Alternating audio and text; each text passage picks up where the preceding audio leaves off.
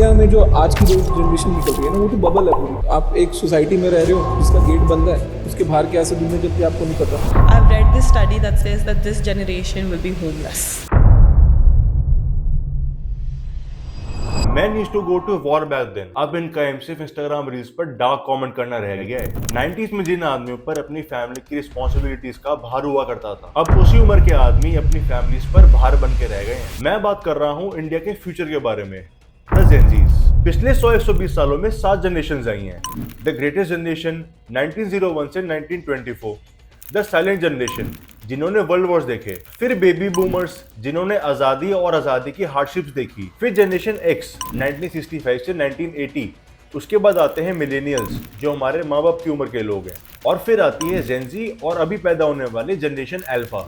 अब जेनजी है 1997 से 2012 की 20 की generation, and people call this the most depressed generation. इतनी सोशल प्रोग्रेस और टेक एडवांसमेंट के बावजूद ये जनरेशन लोनलीनेस, डिप्रेशन, एंजाइटी से सफर करती है। कई स्टडीज बताती है कि जेनजी कभी अपनी लाइफ में एक घर तक और नहीं कर पाएगी। सारे पॉइंट्स को लाइन से डिकोड करते हैं, एंड लेट्स अंडरस्टैंड जेनजी। पिछले कुछ हजार सालों को हम 3 पार्ट्स में डिवाइड कर सकते हैं, the pre modern era, the modern era and the post modern era, जिसमें हम अभी जी रहे हैं। प्री मॉडर्न वो एरा था जब भगवान यानी गॉड ही असली ट्रुथ यानी सत्य थे। पूरी दुनिया इसी बात में विश्वास रखती थी कि भगवान ही दुनिया को चला रहे हैं और हमें इसीलिए जीना है और काम करना है। फिर साइंस की एडवांसमेंट और इन्वेंशंस के चलते आया मॉडर्न एरा, जिसने ह्यूमन सिविलाइजेशन को एक नया शेप दिया, और प्रैक्टिकलिटी और लॉजिक ने भगवान को थोड़ा साइड लाइन पे कर दिया।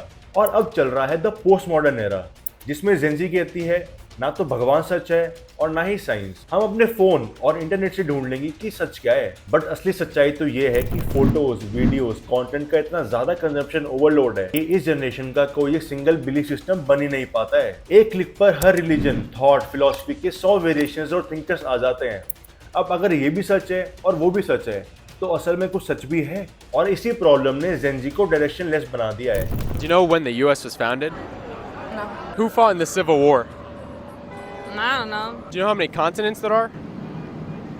No. मेजॉरिटी जेनजी का कोई सेट पर्पस नहीं है। अपनी पसंदीदा औरत को खुश तो रखना है, बट आधी जनरेशन तो खुद ये बोलती है कि हमें नहीं लगता कि हम एक फैमिली को सपोर्ट कर पाएंगे। 54% जेनजी एवरेज में 4 घंटे ऑनलाइन स्पेंड करता है, और 38% तो एवरेज में 4 घंटे से भी ज्यादा स्पेंड करता है। एक स्टडी बताती है कि 50% इंडियंस अपने फोन को बस यूं ही पिक कर लेते हैं आउट ऑफ हैबिट। कोई उठाने का पर्पस या इंटेंट नहीं है, बस हैबिट बनी हुई है। हम इंसान नेचुरली सोशल एनिमल्स हैं, जिन्हें बाहर जाके लोगों से बात करना, उनसे घुलना मिलना पसंद है, ना कि इन फोन की स्क्रीनों से एक दूसरे को मैसेज करना। यही कारण है कि बिग बॉस जैसे शोज फेमस होते हैं, क्योंकि ये गॉसिप्स और कॉन्वर्सेशंस की बुनियाद पर टिके हुए हैं। या आरुष भोला और लैला जैसे क्रिएटर्स फेमस हैं क्योंकि वो रियल लाइफ में दिखाते हैं यारी दोस्ती, जो आज का जेनजी खुद बिल्कुल भी नहीं कर पाता है और अपने एक इको चेम्बर में जी रहा है।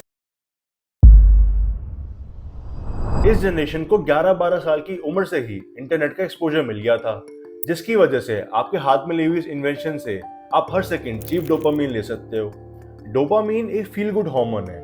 आसान भाषा में समझें तो जब कोई चीज करके आपको मजा आता है तो डोपामिन रिलीज होता है, और आपको वही सेम चीज बार बार करने का मन करता है। जैसे जब रील स्क्रॉल करने बैठते हो तो पता ही नहीं चलता कि 3 घंटे कब निकल गए। खाना खाते हुए पॉडकास्ट देख रहे हैं, सामने टीवी चल रहा है लेकिन ध्यान फोन में है। स्प्लिट स्क्रीन में एक पे रील, एक पे शॉर्ट्स चल रही है, और ये रील्स और शॉर्ट्स में दिखाई हुई ओवर द टॉप लग्जरी और आइडियल लाइफ से हर सेकंड डोपामिन फील होता रहता है। 1960s में स्टैनफोर्ड के प्रोफेसर वॉल्टर मिस्चर ने 4 से 5 सालों के बच्चों पर एक रिसर्च करी, जिसे फेमसली मार्शमेलो एक्सपेरिमेंट कहा जाता है। रिसर्चर्स ने बच्चों को एक रूम में बिठाया और उनके सामने एक मार्शमेलो रख दिया और ये कहा कि हम इस रूम से बाहर जा रहे हैं, 15 मिनट के बाद वापस आएंगे।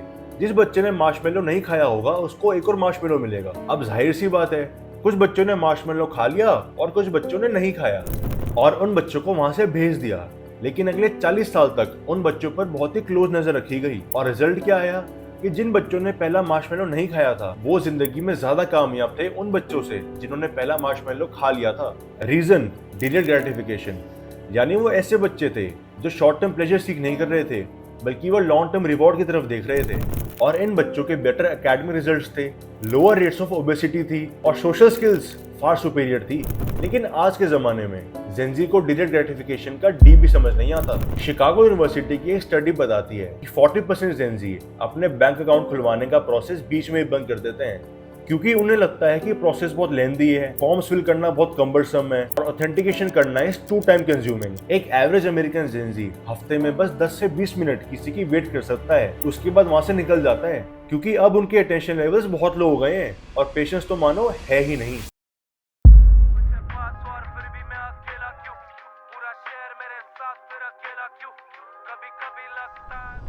ICICI लोम्बार्ड की एक रिपोर्ट बताती है कि 77% इंडियंस ने एटलीस्ट जिंदगी में एक बार मेंटल इश्यूज जैसे डिप्रेशन, एंजाइटी, लोनलीनेस को फील किया है और इसमें मेजॉरिटी शेयर जेनजी का है। मैकेंजी एंड कंपनी की स्टडी में पाया गया कि बाकी जनरेशंस के कंपैरिजन में जेनजी के 2 से 3 गुना ज्यादा चांसेस हैं कि वो सुसाइड के बारे में सोचे, प्लान या अटेम्प्ट करें। लोनलीनेस आज एक एपिडेमिक बन चुका है, जहाँ 73% जेनजी का कहना है वो लोनली फील करते हैं। लोनलीनेस का हेल्थ पर उतना इम्पैक्ट है जितना दिन में 15 सिगरेट्स पीना, और ऐसे लोगों के मरने के चांसेस 32% ज्यादा रहते हैं। इंडिया में 3 ऐसे स्टेट्स कौन से हैं जिनके नाम ए से स्टार्ट होते हैं? अहमदाबाद। आज जेनजी को लोनली या डिप्रेस जनरेशन तो बोलते ही हैं, पर इनके ऊपर डम जनरेशन का थप्पा अलग से लग गया है।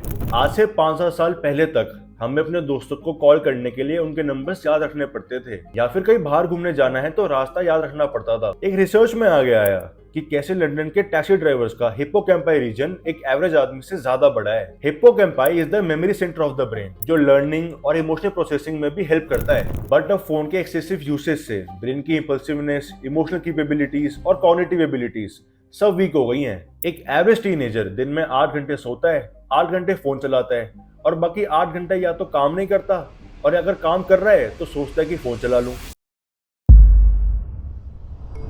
इन सभी रीजंस की वजह से इंडिया का फ्यूचर थोड़ा खतरे में लग रहा है। एक पोल हुआ जहां 18 से लेकर 75 ईयर्स के लोगों तक पूछा गया कि उनका अपने बाकी कलीग से वर्क एक्सपीरियंस कैसा रहता है। तो सबने कलेक्टिवली कहा कि gen Z is the most difficult generation to work with. Even कुछ जेनजी ने भी एक्सेप्ट किया कि हमारे साथ काम करना डिफिकल्ट है। बेबी बूमर्स, जेन एक्स और मिलेनियल से कंपेयर करें तो जेनजी के 2 से 3 गुना ज्यादा चांसेस हैं कि वो अनएम्प्लॉयड रहे। इंडोनेशिया में 45 लाख लोग 15 से 24 साल की उम्र के हैं और उनमें से 10 लाख लोग अनएम्प्लॉयड हैं। हाल ऐसे हैं कि अमेरिका की मिलिट्री परेशान है क्योंकि वो नए लोगों को रिक्रूट नहीं कर पा रहे हैं। रीजन, मोस्टली जेनजी या तो जाना नहीं चाहता, और जो जाना चाहते हैं उन्हें ऑलरेडी मेंटल और फिजिकल इश्यूज आ रखे हैं। अब ये तो हो गई बाहर की बात। इंडिया में अनएम्प्लॉयमेंट रेट बढ़ती ही जा रही है और 2019 में अपने 45 ईयर के ऑल टाइम हाई पर थी और अभी भी हर महीने बढ़ती ही जा रही है। एक रिसर्च में आगे आया कि इंडिया में 25 साल की कम उम्र के लोग 42% अनएम्प्लॉयड है। जेनजी का काम करने का मन ही नहीं है। ऑनलाइन मीम्स और ट्रेंड्स बन गए हैं जहाँ जॉब को स्लेवरी बताते हैं और कॉलेज को स्कैम बताते हैं। ऐसे मीम्स आते हैं एक पर्टिकुलर कम्युनिटी के साथ कि काश मैं एमिटी में होता, बाप की 10 एकड़ जमीन होती, सुबह से शाम स्कॉर्पियो में घूमता, रेंट की कमाई खाता और जय बाबा की बोल के सो जाता। और ये सिर्फ मीम्स नहीं है, ये जेनजी की थिंकिंग रियलिटी है। मैंने मेरे इंस्टाग्राम स्टोरीज पर एक क्वेश्चन किया था कि क्यों ऐसी स्टडीज आती हैं कि जेनजी जॉब्स के लिए फिट नहीं है, तो मैक्सिमम आंसर्स यही थे। इंस्टेंट ग्रेटिफिकेशन, जेनजी अपनी इमेज के बारे में वरिड है जो असल में उनकी है ही नहीं। पेशेंस नहीं है, शॉर्टकट्स ढूंढते हैं और कम टाइम में ज्यादा चाहिए। वर्ल्ड पॉपुलेशन में 200 करोड़ जेनजी हैं और 2025 तक ये वर्किंग फोर्स के 35% बन जाएंगे। बट अगर हाल ऐसे ही रहे तो क्वालिफाइड प्रोफेशनल्स की क्वांटिटी कम ही होती दिख रही है। इतना ही काफी नहीं है तो जेनजी की भी बाप जनरेशन आ गई है, जेन अल्फा, जो 2010 से 2024 के बीच में पैदा हुई है या पैदा हो रही है। और ऐसे बच्चों में जो सिम्टम्स दिख रहे हैं ना, वो जेनजी से भी ज्यादा खतरनाक है।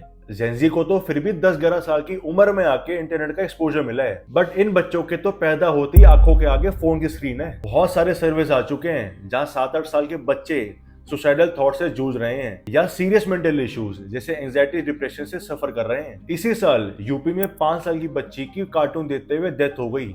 Reason, heart attack. इजिप्ट में 12 साल का बच्चा पबजी खेलते हुए मर गया।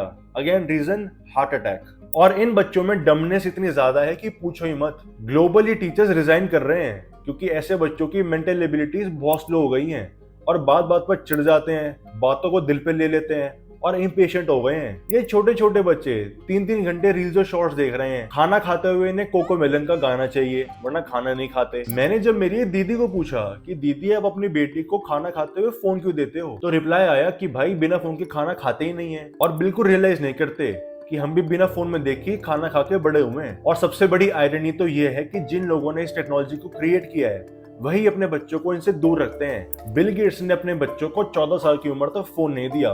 स्टीव जॉब्स अपने बच्चों को आईपैड से दूर रखते थे। स्नैपचैट के सीईओ इमे स्पीगल ने अपने बच्चों पर वीक 1.5 घंटे की स्क्रीन लिमिट इंपोज की हुई है। और सुंदर पिचाई ने भी अपने बच्चों को टीवी से दूर रखा हुआ है। इन बच्चों को सबसे अमीर जनरेशन भी कहा गया है, क्योंकि बस इनके एक बार बोलने पर इनको सब कुछ मिल जाता है। हमारी अपब्रिंगिंग में जब कुछ चाहिए होता था तो ये सिनेरियो होता था, पापा बाहर ट्रिप पे घूमने जाना है, पहले अच्छे मार्क्स लेके आओ फिर देखेंगे। फिर भी देखेंगे। इस चीज पर हमें तब तो गुस्सा आता था, बट इसी चीज ने हमें पेशेंस सिखाया है। 24 साल से पढ़ाते हुए टीचर्स रिजाइन कर रहे हैं। जहां एक टीचर कहती है कि इन बच्चों को पढ़ाना is the worst experience of my life, वहीं दूसरी कहती है कि this is the most traumatic experience of my life.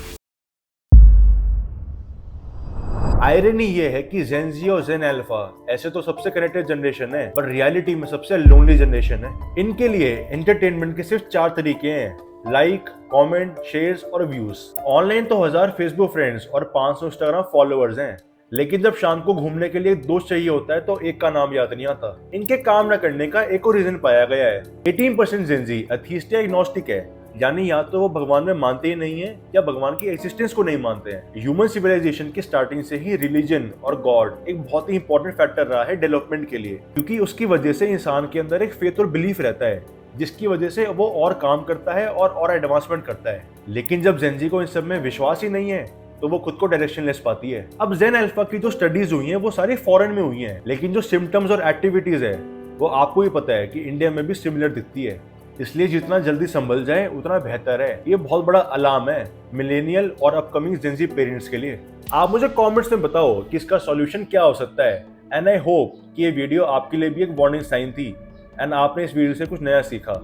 Channel को सब्सक्राइब कर देना, उससे मुझे और वीडियोस बनाने के लिए मोटिवेशन मिलती है, and hit that bell button to never miss an update. मिलते हैं नेक्स्ट वीडियो में।